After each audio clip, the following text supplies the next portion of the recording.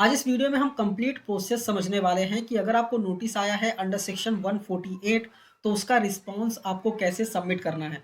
Response submit करना है in the sense कि आपको कैसे आईटीआर को प्रिपेयर करना है और कैसे अपलोड करना है। तो वीडियो को स्टार्ट करें इससे पहले अगर आप चैनल पर नए हैं चैनल को सब्सक्राइब कीजिए, बेल आइकन प्रेस कीजिए। बेल आइकन प्रेस करने के बाद आपको ऑल पे क्लिक करना है ताकि मैं जब भी वीडियो को अपलोड करूँ उसके नोटिफिकेशन आपको मिल सके। तो आइए वीडियो को स्टार्ट करते हैं। आपको पहले इनकम टैक्स की पोर्टल पे आ जाना है जो कि है incometax.gov.in। यहाँ पे आने के बाद आपको लॉगिन पे क्लिक करके लॉगिन कर लेना है। जैसे ही लॉगिन पे क्लिक करके लॉगिन कर लेंगे, यहाँ पे लॉगिन हो चुके हैं आप। इसके बाद आपको पेंडिंग एक्शंस में जाना है और यहाँ पे आपको ई प्रोसीडिंग पे क्लिक कर देना है। जैसे ही क्लिक करेंगे यहाँ पे प्रोसीडिंग आपको देखने को मिल जाएगी। आपको व्यू नोटिसेस ऑर्डर्स पे क्लिक करना है। यहाँ पे आपको दिख जाएगा नोटिस अंडर सेक्शन 148 आपको आया हुआ है। ठीक है, इन्होंने क्या किया था, बेसिकली इनको नोटिस आया था अंडर सेक्शन 148A जिसमें रिप्लाई किया था, बट ऑफिसर सेटिस्फाई नहीं हुए, इसलिए उन्होंने 148 में इनको नोटिस इशू किया है। ठीक है, अगर आप नोटिस और लेटर देखना चाहते हैं तो इस पर आप क्लिक करके नोटिस या फिर लेटर को देख सकते हैं। ठीक है, यहाँ पे आप देख सकते हैं कि पहले आया था यहाँ पे नोटिस आपको 148A, उसके बाद यहाँ पे 148 आया हुआ है। आप डाउनलोड करके देख सकते हैं कि नोटिस किस बारे में है और क्या ट्रांजेक्शन हुई थी, क्या हुई था। ठीक है, तो यहाँ पे अगर आप देखेंगे मैंने यहाँ पे ओपन किया हुआ है। इन्होंने कैश डिपॉजिट किया था 70 लाख रुपीज़ का, ठीक है, बैंक में। बट कोई प्रॉपर एक्सप्लेनेशन नहीं दे पाया था जिसकी वजह से ये नोटिस आया हुआ था। ठीक है, इसमें एक्सप्लेनेशन भी दिया था बट ऑफिसर सेटिस्फाई नहीं हुए, इसलिए उन्होंने 148 में इनको नोटिस दे दिया है। तो आप यहाँ पे स्क्रॉल डाउन करके देख सकते हैं, मतलब नोटिस प्रॉपर्ली आप रीड कर लीजिएगा क्या एक्जैक्टली प्रॉब्लम है, देन उसका ही सॉल्यूशन हम करने वाले हैं। ठीक है, तो हम क्या करेंगे अभी, बेसिकली आप वापस यहाँ पे आएंगे और ये जो सबमिट रिस्पॉन्स है ना, इस पर क्लिक करेंगे। यहाँ पे प्रोसीड का ऑप्शन आएगा। प्रोसीड का ऑप्शन आएगा तो यहाँ पे देखेंगे कि हमें आईटीआर प्रिपेयर करके अपलोड करने को बोल रहा है। ठीक है, ऑडिट वाला केस नहीं है तो सीधा नो करेंगे और यहाँ पे आईटीआर टाइप सेलेक्ट कर लेंगे। तो मैंने आईटीआर 4 सेलेक्ट किया हुआ है यहाँ पे, और कंटिन्यू कर देंगे। जैसे ही कंटिन्यू करेंगे यहाँ पे बोल रहा है कि आपको एक्सएमएल फाइल अपलोड करनी है। ठीक है, अभी एक्सएमएल फाइल अपलोड करने के लिए हमको एक्सएमएल फाइल पहले जनरेट करना पड़ेगा, उसके बाद ही हम अपलोड कर पाएंगे। तो अभी देखते हैं एक्सएमएल फाइल जनरेट कैसे करना है आपको। उसके लिए आपको लॉग आउट करना है। लॉग यहाँ पे डाउनलोड में जाना है आपको। डाउनलोड में जाने के बाद यहाँ पे आपको ईयर सेलेक्ट करना है कि कौन सी ईयर की आपको नोटिस आई हुई है। ईयर सेलेक्ट करने के बाद आप कौन सा आईटीआर फॉर्म चूज करना चाहते हैं वो आईटीआर फॉर्म चूज कर लीजिए। मेरे केस में आईटीआर 4 है तो आईटीआर 4 में चूज करूंगा, और एक्सेल यूटिलिटी आपको डाउनलोड कर लेना है। डाउनलोड करने के बाद आपको जीप फाइल डाउनलोड होता है, इसको राइट क्लिक करके एक्सट्रैक्ट कर लेना है। एक्सट्रैक्ट करेंगे तो यहाँ पे एक्सेल फाइल आपको देखने को मिल जाएगी। एक्सेल फाइल को डबल क्लिक करके ओपन कर लेना है। जैसे ही ओपन करेंगे यहाँ पे इनेबल मैक्रोस का ऑप्शन आएगा, तो उसको आपको इनेबल कर देना है। ठीक है, जो भी चीज़ें इनेबल करने की ऑप्शन आती है उसको आपको इनेबल कर देना है। ठीक है, इनेबल दिस कंटेंट करके ओके कर देना है। ठीक है, ओके करने के बाद यहाँ पे जो ग्रीन है ना, उसमें आप फिल कर सकते हैं। रेड मार्क है मतलब इंपॉर्टेंट है, कॉपी पेस्ट कट पेस्ट आपको नहीं करना है। ठीक है, name, middle name, last name, pan number, address, ये सारी चीज़ें आपको यहाँ पे डालनी है। स्टेट, कंट्री, ये सारी चीज़ें आपको यहाँ पे फिल करना है। Email address, mobile number. ठीक है, इसके बाद यहाँ पे देखिए रिटर्न कौन से सेक्शन में फाइल कर रहे हैं, ये क्लिक करेंगे तो यहाँ पे आएगा अंडर सेक्शन 148, वो सेक्शन आपको सेलेक्ट करना है। उसके बाद आता है आधार नंबर का ऑप्शन, आधार नंबर आपको डाल देना है। इसके बाद आता है e file in response to notice under section, ये यहाँ पे सेक्शंस दिए हुए हैं। अगर फाइल किया हुआ है तो आपको यहाँ पे डेट डालना है। ठीक है, इसके बाद आता है रेसिडेंशियल स्टेटस आपको चूज करना है। फिर टैक्स का स्टेटस आपको चूज करना है कि रिफंड है या फिर पेबल है, नील है, वो आपके हिसाब से आपका जो केस है उसके बेसिस पे यहाँ पे सेलेक्ट कर लेना है। ठीक है, सेलेक्ट करने के बाद यहाँ पे आता है बिजनेस और प्रोफेशन का डिटेल्स डालना है। चूंकि हम यहाँ पे नहीं डाल सकते तो हम बिजनेस और प्रोफेशन के स्केड्यूल में जाएंगे, मतलब ये वाली शीट में, और यहाँ पे फिल करेंगे। इस पर हम क्लिक कर देते हैं। क्लिक करने के बाद यहाँ पे आपको बिजनेस का कोड सेलेक्ट करना है, trade name, trademark, trade name, और यहाँ पे कुछ है तो आप यहाँ पे सेलेक्ट कर सकते हैं, कोई दिक्कत नहीं है। इसके बाद यहाँ पे आपको ग्रॉस रिसिप्ट आपका डालना है, बिजनेस का ग्रॉस रिसिप्ट कितना है, एंड 6% या फिर 8% में आ रहा है वो आपको प्रॉफिट यहाँ पे डाल देना है। ठीक है, तो मैंने यहाँ पे डाल दिया, इलेक्ट्रॉनिक मोड में है तो हमने EA 6% वाले में यहाँ पे प्रॉफिट भी डाल दिया।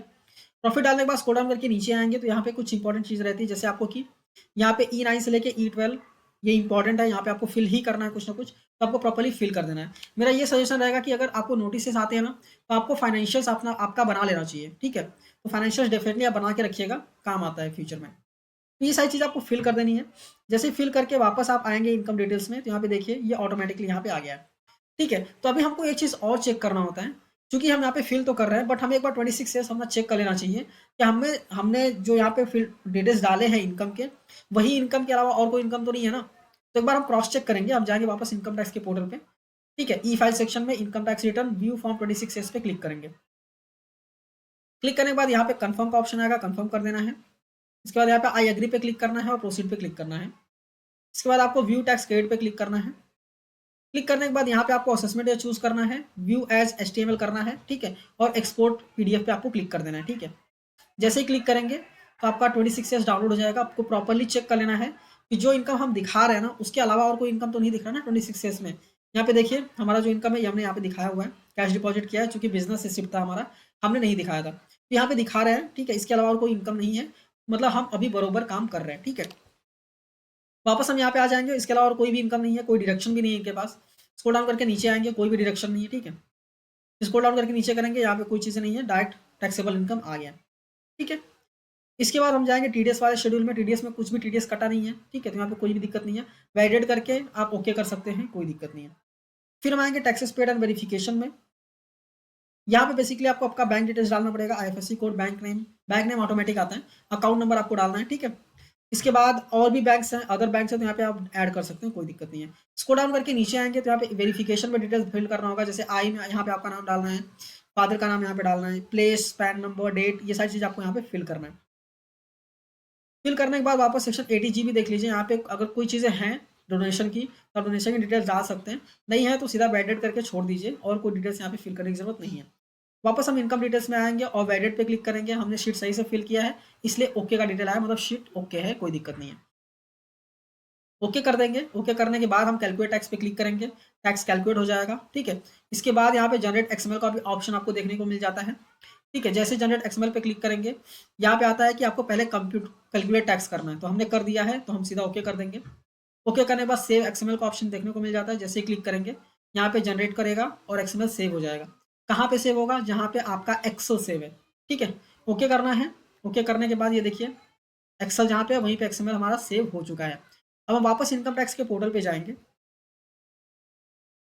प्रोसीडिंग्स में जाएंगे, यहाँ पे व्यू नोटिसेस पे क्लिक करेंगे। क्लिक करने के बाद यहाँ पे सबमिट रिस्पॉन्स पे क्लिक करेंगे, प्रोसीड करना है।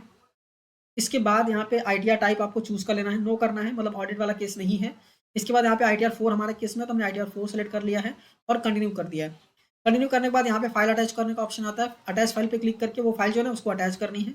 कोई भी एरर नहीं रहेगा, तो यहाँ पे वैलिडेशन सक्सेसफुल आ जाएगा। अगर आपने सही से फिल किया तो कोई भी एरर नहीं आएगा। प्रोसीड टू वेरिफिकेशन पे आपको क्लिक करना है। जैसे ही क्लिक करेंगे यहाँ पे आता है इंस्टेंट वेरिफिकेशन, हम इंस्टेंट वेरिफिकेशन कर लेंगे। कंटिन्यू पे क्लिक करना है। क्लिक करने के बाद बहुत सारे ऑप्शंस आपको देखने को मिल जाते हैं वेरिफिकेशन वाले, तो आपके पास जो भी ऑप्शन अवेलेबल है वो आप यूज़ कर सकते हैं। ये है आधार OTP, आप नेट बैंकिंग के थ्रू कर सकते हैं, बैंक अकाउंट के थ्रू कर सकते हैं, डीमैट अकाउंट के थ्रू भी कर सकते हैं। ठीक है, तो हमारे केस में आधार OTP है। आधार OTP पे क्लिक करेंगे, फर्स्ट वाला ऑप्शन, और कंटिन्यू पे क्लिक कर देंगे। जैसे क्लिक करेंगे यहाँ पे आई एग्री पे क्लिक करना है, जनरेट आधार OTP पे क्लिक करना है। आधार OTP आएगा, आधार से जो नंबर लिंक है उस पर OTP डालना है और वैलिडेट पे क्लिक करना है। जैसे ही वैलिडेट पे क्लिक करेंगे यहाँ पे आ जाएगा you have successfully filed and e verified your return. ठीक है, तो यहाँ पे हमने सबमिट कर दिया है या, और इसके आगे आपको कुछ भी करना नहीं है। ठीक है, इसके बाद आपको वेट करना है, कोई भी नोटिस वगैरह आएंगी। अगर ऑफिसर सेटिस्फाई हो जाएगा इस चीज़ से तो आपको कोई भी नोटिस नहीं आएंगे, जो भी नोटिस है उसको रद्द कर दिया जाएगा। तो आई होप आपको क्लियरली समझ में आ गया है कि अगर सेक्शन 148 में आपको नोटिस आता है तो आपको कैसे रिस्पॉन्स करना है, कैसे ITR को प्रिपेयर करना है और कैसे अपलोड करना है। ये वीडियो अच्छी लगी है, समझ में आई है, तो इस वीडियो को लाइक कीजिए, अपने दोस्तों के साथ भी शेयर कीजिए, और ऐसी ही वीडियोस देखने के लिए चैनल को सब्सक्राइब करना मत भूलिए। आपको कोई भी डाउट रहेगा तो आप हमें कमेंट करके भी पूछ सकते हैं। अगर आप म्यूचुअल फंड में इन्वेस्टमेंट्स करना चाहते हैं तो हम म्यूचुअल फंड की सर्विसेज भी प्रोवाइड करते हैं। हम आपको समझाएंगे म्यूचुअल फंड क्या होता है, कौन से फंड्स अच्छे हैं आपके बेसिस पे, मतलब आपके फाइनेंशियल गोल के हिसाब से, और हम आपका इन्वेस्टमेंट्स करवा के भी देंगे। हम आपको एप्लीकेशन भी प्रोवाइड करते हैं जिससे कि आप इन्वेस्टमेंट वैल्यू और करंट वैल्यू को ट्रैक कर सकें। अगर आप हमारे थ्रू इन्वेस्टमेंट्स करवाना चाहते हैं डेफिनेटली आप हमें कॉन्टैक्ट कर सकते हैं। आप इंस्टाग्राम पे मैसेज कर सकते हैं या वीडियो के नीचे हाई कमेंट कर देंगे तो हम डेफिनेटली आपसे कॉन्टैक्ट करेंगे। ठीक है, तो मिलते हैं नेक्स्ट वीडियो में। Thank you for watching and all the best.